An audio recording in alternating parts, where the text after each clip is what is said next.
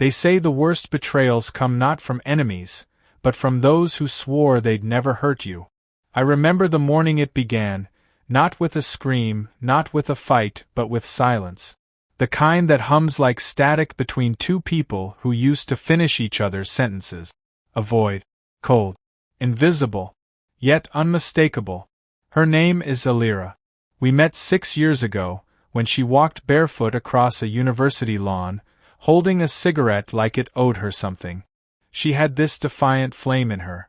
That kind of fire that makes you want to burn just to be near it. I was the quiet type. More pages than parties, more substance than flash. She said that's why she loved me. She lied. At first, everything felt enchanted. She touched me like I was sacred. Said my silence was soothing. She'd crawl into my arms at night like I was her safe place. I believed her. God, I believed every word. Until things changed. Not suddenly, but like watching paint dry over a masterpiece.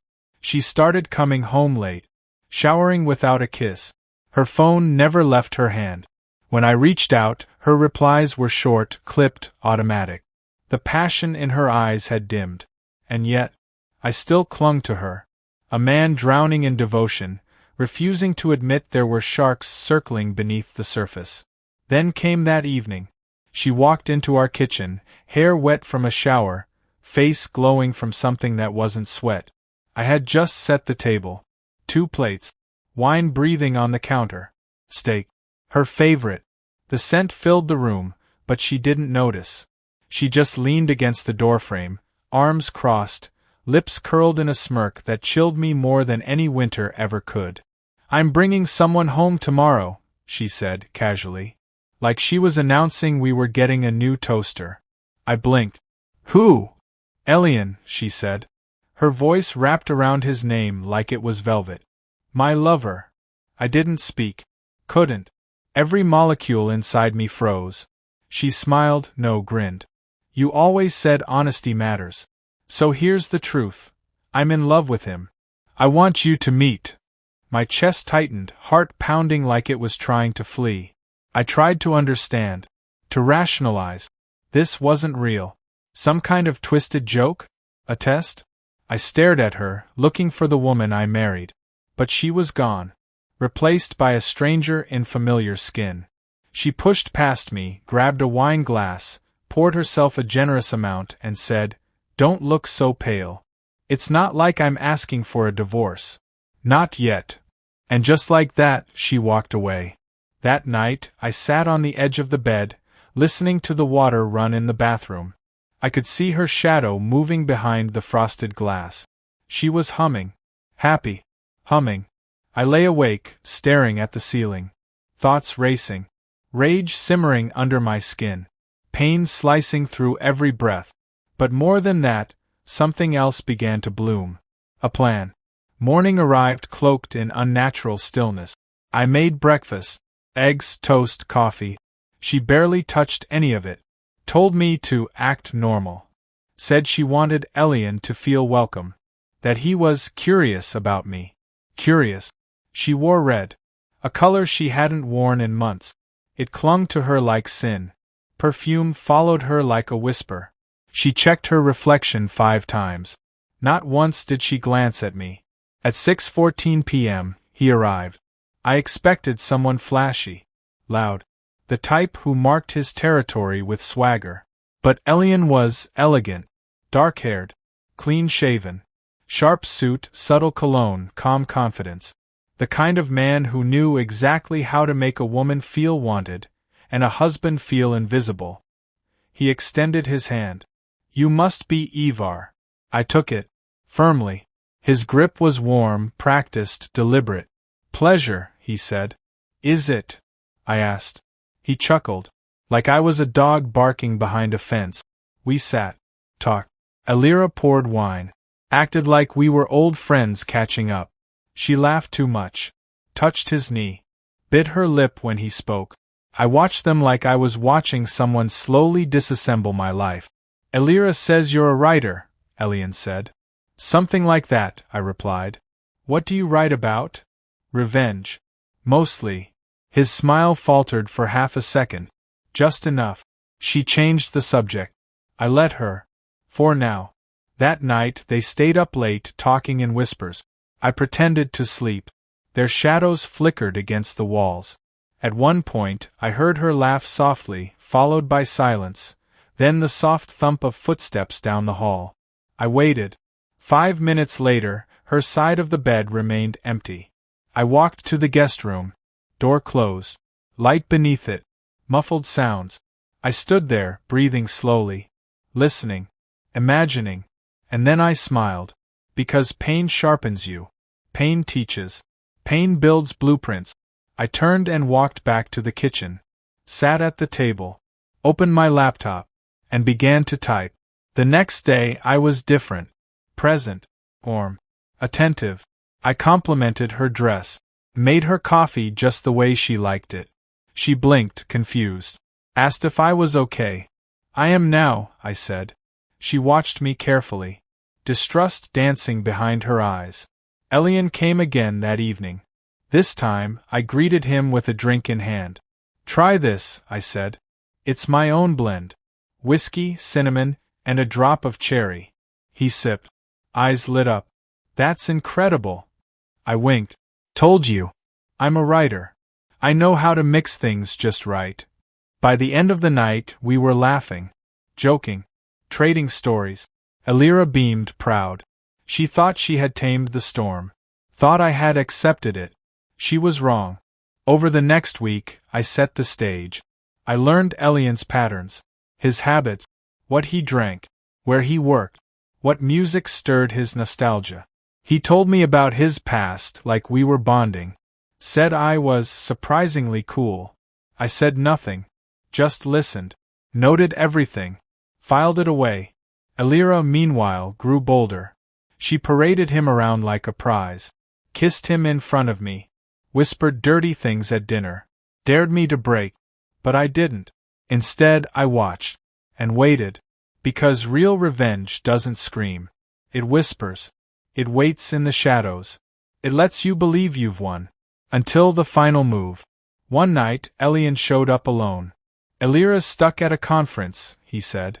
Told me to come anyway. Perfect. We drank. Talked. I turned on some music. He asked if I had weed. I pulled out something better. A tiny dropper bottle. What's that? He asked. Just something to help you see things differently. He hesitated.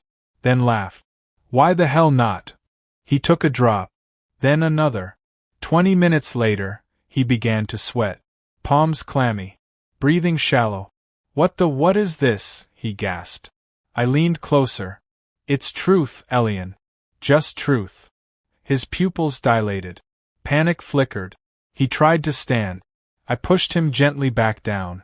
You've been inside my wife, I whispered. Now you're going to see what that feels like on the inside.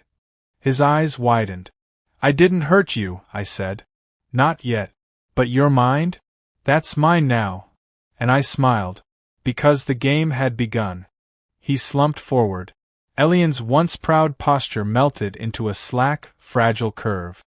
His hands trembled, his jaw clenched. Sweat dripped from his temples. The dropper bottle sat between us like a loaded gun. He didn't know what I'd given him. Not really.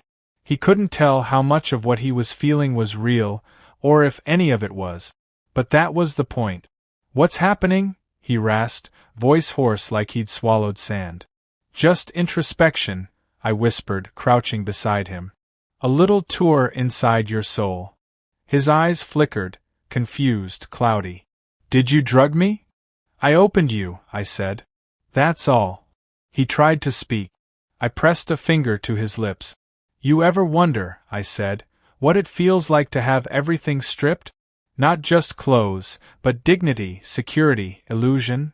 His chest heaved. I have, I continued. Every day since she touched you. Every night I laid awake, wondering what parts of her you claimed. He swallowed hard. I didn't mean. Oh, you did, I said, voice calm. You meant every moan, every thrust, every look over your shoulder when you walked into my home with her hand in yours. You fed on the thrill, the risk, the power. But you forgot one thing, This isn't your home. He collapsed onto the couch, head lolling. I walked behind him, watched the way his body slouched, the false confidence crumbling like ash. I want to show you something, I said, stepping into the hallway. Wait here. I returned with a box. Wooden. Unlabeled. Heavy. He blinked as I opened it. Inside, photos. Dozens of them. Printouts. Screenshot. Copies. He recognized himself. Bent over her. Behind her. Inside her. In our bedroom. On our kitchen counter. Against my studio wall. Every angle. Every frame. A curated archive of their betrayal. His mouth parted. No sound came out. I crouched again, right beside his ear. I've known everything since the first time you touched her, I said. But I let it grow. Let it build. Because revenge isn't just about pain. It's about patience. His voice cracked. You watched. More than that. I filmed. His breath hitched. You thought you were stealing her, I murmured. But all along you were becoming mine. Elira came home just past midnight. Drunk on celebration. She tossed her bag down, kicked off her heels, and froze when she saw Elian sitting slumped on the couch, pale and shaking. Ivar? She asked, tone sharp. I stood behind her. Something wrong, darling? I asked sweetly. She turned slowly. What did you do? I gave him what he gave me, I said. Truth. She blinked. What the hell does that mean? It means, I said, brushing past her, he knows now. What it feels like to be broken. She stormed toward Elian, touching his face. Elian? Baby. He flinched at her voice. He doesn't want you right now, I said coldly. He's busy reliving your greatest hits. She looked back at me, eyes burning. You son of a bitch. I raised my hands in mock surrender. You said you were bringing your lover home. I just made sure he felt at home. The days that followed cracked her open. She tried denying, arguing, threatening, but nothing stuck. Elian disappeared. Wouldn't answer her calls. Left work. Blocked her number. His silence became her punishment, more brutal than anything I could have done with fists. I played the good husband again. Making tea. Running baths. Sitting beside her while she wept, pretending not to enjoy every tear. She asked me, once, why I didn't scream. Why I didn't throw things or leave. I looked at her. Because I'm not like you, I said. That silenced her. A week passed. Then two. Her fire dimmed. She stopped dressing up. Stopped laughing. Stopped trying to seduce me in that smug, possessive way she had when she was juggling two men. Instead, she became quiet. Small. Ashamed. She apologized once.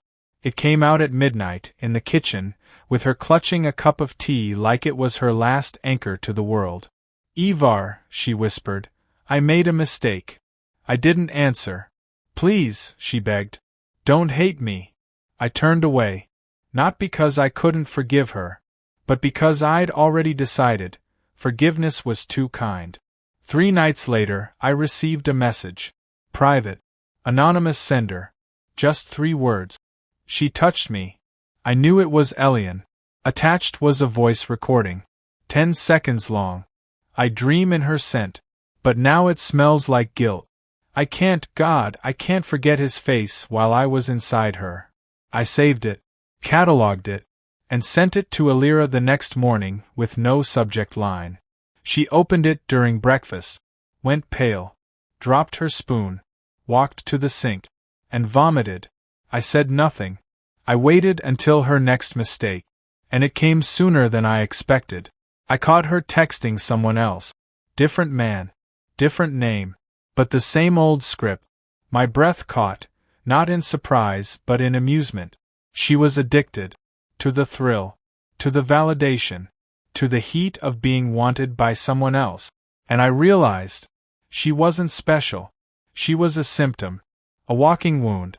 A soul full of leaks trying to fill herself with strangers. And that made everything easier. That night I staged the final piece. Candles. Wine. Low music. Her favorite dress laid on the bed. She walked into the room, blinking in confusion. "What's all this?" "A chance," I said. "For you to confess."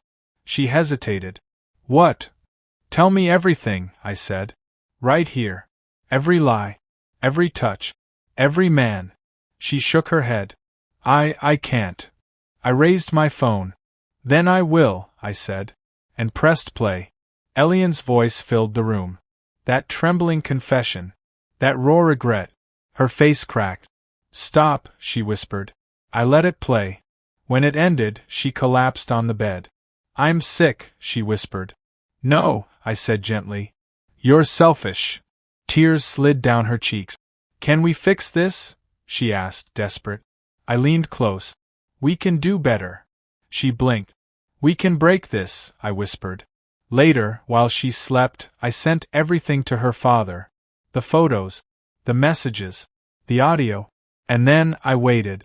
The storm arrived by morning. It began with a knock. Soft, precise, rehearsed. Elira stood at the doorway, barefoot, wearing only one of my shirts, like she used to when we were happy. That detail didn't move me. She'd always known how to play dress-up when guilt wrapped its fingers around her throat. "Ivar," she said quietly. "They saw it." I didn't respond. I just sipped my coffee and stared out the window. My father called. Then my mother. Then, her voice cracked, "Everyone." I waited. They disowned me. There it was. I finally turned. Her face was hollow. That radiant confidence she once wore like perfume, gone. Replaced by streaks of salt and mascara. I almost pitied her. Almost. They said I was a disgrace. That I'd shamed the family name. That, she stopped, breathing shallow, "I'm filth." I set my mug down. "Do you disagree?" Her lips parted, but nothing came out. I walked past her. "Ivar," she whispered, grabbing my wrist, "I didn't know you hated me this much." I looked at her hand on mine, then slowly pulled away. "You brought your lover into my home," I said, tone even. "You made me watch you disappear, piece by piece, and you did it with pride." "I was lonely," she said. "No," I said. "You were greedy." She said nothing. For the next 3 days, she barely spoke. She cleaned. She cooked. She even tried sleeping beside me again. Curled up like the girl I married, the one who used to giggle in her sleep. I let her. Not out of softness, but strategy. Because sometimes, the quiet between storms is where the cracks deepen. Her friends abandoned her. Her job asked for a meeting. She came home early that day, face pale, shoes in hand, mascara smudged. "I'm suspended." "Why?" "Harassment complaint." Elian filed it. Said I manipulated him, emotionally. Used my position. My eyebrow twitched. She collapsed onto the couch. "He destroyed me." "No," I said. "I did." She looked at me then. Truly looked. "You were always quiet," she whispered. "I thought that meant soft." "No," I said. "It meant I was listening." Her breath caught. That night, she tried to seduce me. She wore lace. Black. Low-cut. She leaned over, whispered in my ear, told me she missed my touch. That she remembered how I felt inside her. That I was the only man who ever made her tremble. The word tremble lingered on her lips like poison. I smiled. "Do you know what I remember?" I asked. She blinked. "What?" "The sound you made when he touched you in our bed." She froze. "I've heard it 100 times," I said. "Looped it. Studied it. That high-pitched moan you gave him, you never gave me that." Tears filled her eyes. I leaned in. "But he's gone now. And you? You're just an echo of what I loved." She stepped back like I'd slapped her. And I felt nothing. The next day, she asked for a second chance. "I'll change," she said. "I'll go to therapy. I'll do anything." I watched her closely. "I believe you," I said. Hope bloomed in her. "But you can't fix a house that's already burned." She faltered. "Then, what do you want from me?" I smiled softly. "To make you feel what I felt." And she paled again. So I began. I started dressing sharper. going out more, texting on my phone with the screen tilted just slightly away, smiling at messages I didn't explain, taking late-night calls in hushed tones. She noticed. She didn't ask at first, but the questions came eventually. Who was that? A friend. What kind of friend? A woman. Her jaw clenched. Are you seeing someone? I'm not married to her, I said, walking away. The look on her face, delicious. The next week, I brought someone home. Her name was Mila. Long legs, short black dress, lips like red silk, eyes full of wild. She was loud, free, reckless. Everything Elira wasn't. I made sure she met Elira. Introduced them. Mila extended her hand. Hi, babe. Heard so much about you. Elira stared at her.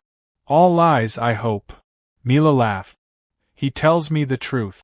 All of it. We kissed. Long, deep. Right there in the kitchen. Elira dropped her glass. I'll clean it, she said, voice tight. I kissed Mila again. Let her. She's good at wiping up messes. That night, Elira didn't come to bed. I found her on the bathroom floor. Mascara streaked, cheeks raw, knees to her chest. She looked up at me. Was that necessary? She whispered. No, I said. But it was beautiful. She covered her face. You're becoming cruel. No, I said. I'm becoming free. But freedom has a taste. And once I tasted it, I couldn't stop. I brought home more women. Different ones. Each unique. Each louder than the last. Each one I kissed where Elira could hear. Laughter echoed through our halls again, but not hers. The walls remembered, and she began to break. One night, I came home to find her in the red dress. The one she wore the night she told me about Elian. Only this time, it hung off her like grief. Ivar, she said. Please. I said nothing. She walked to me, pressed her body to mine. I want to make it right, she whispered. Her lips touched mine. I let them. And then I whispered, this isn't for you anymore. She pulled back, wounded. I walked away. Later, I found her room empty. A note on the pillow. I can't do this anymore. I need space. If you still love me, come find me. I read it once, twice. Then I smiled. Because she finally understood. Love isn't something you beg for after betrayal. It's something you destroy when you forget what it's worth. I let her go. No calls. No messages. No questions. For the first time in our marriage, I gave her the silence she always claimed to crave. The freedom she ran toward. The world outside swallowed her. And I thrived. Mila wasn't the last. There were others. But none of them stayed. They weren't meant to. I didn't want partners. I wanted witnesses. Women who'd see the man she buried, and the monster I unearthed. But eventually, even revenge begins to rot. And in the hollow hours of early morning, when the noise stopped, I felt it. The emptiness. The echo. The ghost of her laughter haunting the corners of our home. Not because I missed her, but because her destruction was the last piece of us that felt real. 3 weeks passed. No word. Then one day, while walking through an art gallery I used to avoid, too quiet, too honest, I saw her. Not in person. On canvas. It was her. Nude. Curled in a pose like sorrow had molded her bones. Painted in soft strokes. All shadows and shame. The plaque beneath it read, Tremble No. 1 by E.A. I stared. The gallery curator approached. She's brilliant, she said. New artist. Raw. Damaged. But powerful. Yay. Elira Arden, she said. Know her? I nodded. Yes. I knew her. Every inch. And I'd broken her so beautifully she turned the cracks into art. I left the gallery without buying anything. But that night I couldn't stop thinking about it. About her. About how pain had become her muse, just as it had become my blueprint. A part of me hated it. The other part? Respected it. She hadn't disappeared. She'd transformed. She'd taken everything I'd done and shaped it into something that outlived the sting. She wasn't sobbing on a bathroom floor anymore. She was standing in front of critics, letting them admire the wreckage. Our wreckage. 2 days later, she called. Just one word appeared on my screen. Elira. I let it ring 4 times before answering. Ivar, she said softly. Elira. Silence. Then, did you see it? I did. Another pause. It's all I could do. I know. I thought if I turned the pain into something beautiful, maybe it would matter. It does. She exhaled. I don't want anything, she said. Not forgiveness.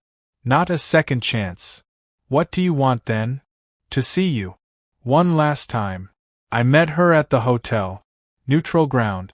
Midway between 2 cities and the sins that separated them. Room 614. She opened the door in a long black dress, hair up, bare shoulders, no makeup. The most honest she'd looked in years. She stepped aside. Let me in. The room smelled of vanilla and memory. We didn't speak at first. She poured wine. We sat across from each other. I needed you to see me, she said. To know I didn't just vanish.